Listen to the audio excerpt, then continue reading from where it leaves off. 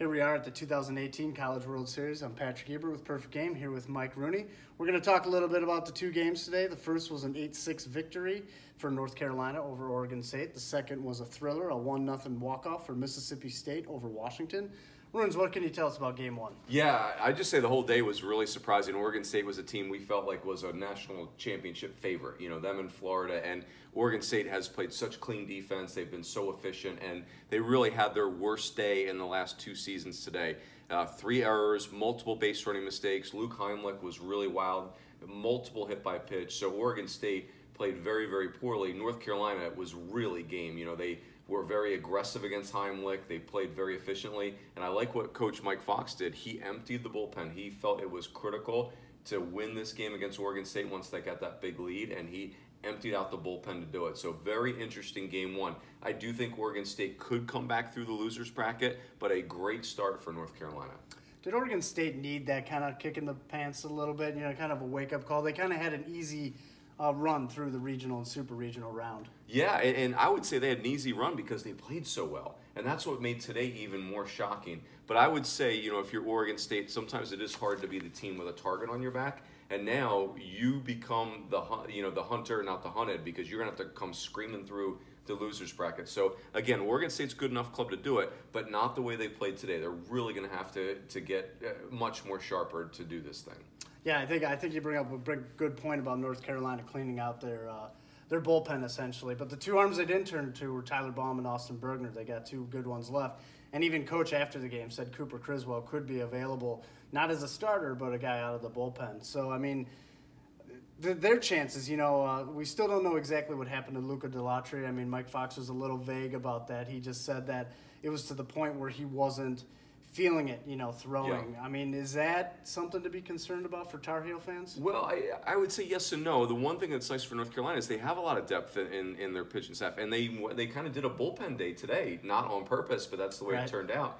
And they won the ACC without Luca Delattre, basically. So I think about North Carolina, we've talked about that the hot teams were Washington and Mississippi State, but North Carolina has been sneaky hot. Even though they weren't great in the ACC tournament, they did win the ACC, and I like the way they're playing right now. They really have a little edge to them. They feel like they're a little disrespected when people picked at them for maybe being the least deserving top 8 national seed. So North Carolina looks very dangerous right now. Just you were on the field for that first game. How much do you think that heat played a part? I mean, especially a team like Oregon State that usually doesn't play in that kind of weather. Yeah, I would say that it was an exhausting day for both teams. It's such a long game, you know, 4.5 hours. You've got the anxiety of being in Omaha. The wind was howling in, you know, for the players, the wind was really in their face the whole day. So it was really a unique day. It's not, when you have the wind howling in like that, you think you're going to get like a 1-0 game that's super quick and efficient. It was just a really choppy game. I think you're Oregon State, you came here on a mission, you're one of the favored teams. It's a lot of weight to carry around, and they were not very sharp today. All right, that's great stuff. All right, Game 2, Mississippi State, a lot less individual things to talk about because the two starting pitchers made it pretty easy. And we saw right away in that first inning, I mean, there were 5 ground balls hit, and one of them was for a double play. And immediately we're like, okay, hopefully this game continues that way. And for the most part, it did through 7 innings.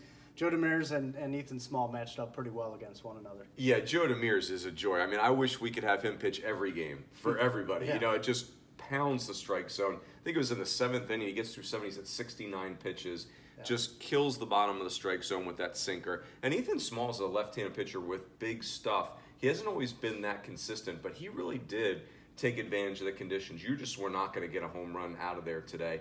And Small just attacked the strike zone. So he's a guy that's got a lot of talent. He was drafted. I think if he comes back to Mississippi State, he's probably a very high pick next year. He matched Demers pitch for pitch, and Mississippi State is that team that will not go away right now.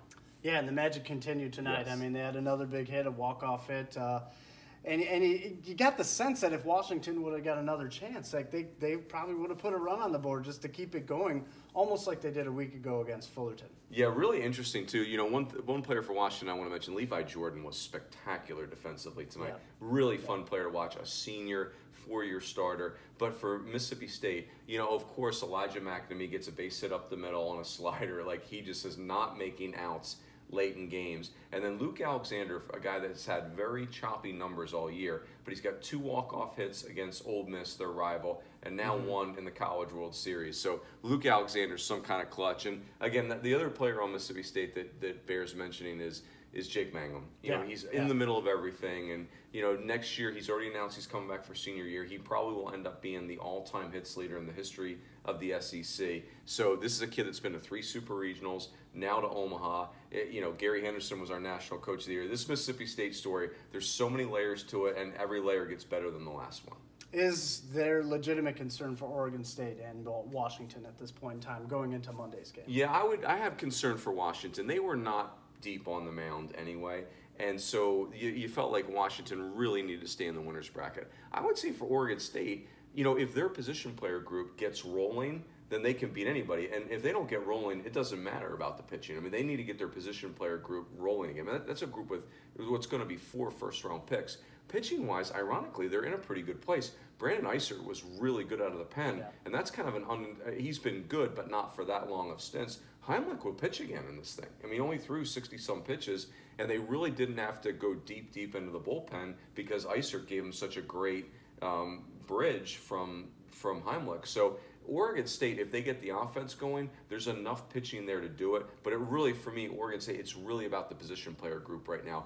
Can they get back on track? Yeah, I thought it was interesting. You know, Adley Rutschman and Trevor Larnach have really, you know, continued to click together in that 3-4 spots in the lineup. But the rest of the guys seem to need to get going. You know, Nick Madrigal, and Caden Grenier would certainly do the team a big favor by being on base for those 2 big hitters. So going into tomorrow, we got Arkansas and Texas, and we have Texas Tech and Florida. So let's talk a little bit about that, you know, heading into the games, and just who do you like and what do you see happening? Yeah, I mean, the 2 fun matchups. You know, Texas and Arkansas will be really fun. It's the old Southwest Conference, 2 great fan bases. Cody Clemens and Roger Clemens is here. You know, Cody Clemens is, you know, probably going to be the Golden Spikes Award winner. I mean, he's really carried Texas to Omaha in a lot of ways.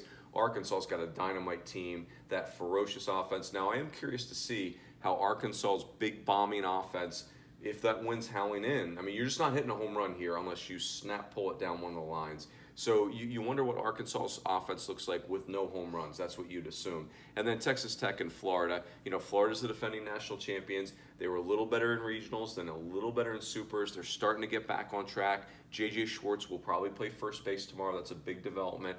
And then Texas Tech is a real wild card. They have the talent to go really deep in this thing, but they've showed us, you know, it's a team that maybe has been a little moody at times this year. Sometimes they look like they're going to beat anybody, and then some performances have been not as good. I'm really intrigued by Texas Tech. So it's that side of the bracket is really rough and tumble. Yeah, and they got to face Brady Singer, which is no easy task. No dice. So for Mike Rooney and Patrick Ebert, that wraps up day 1 from the College World Series. Please continue to follow along at www.perfectgame.org. Thank you.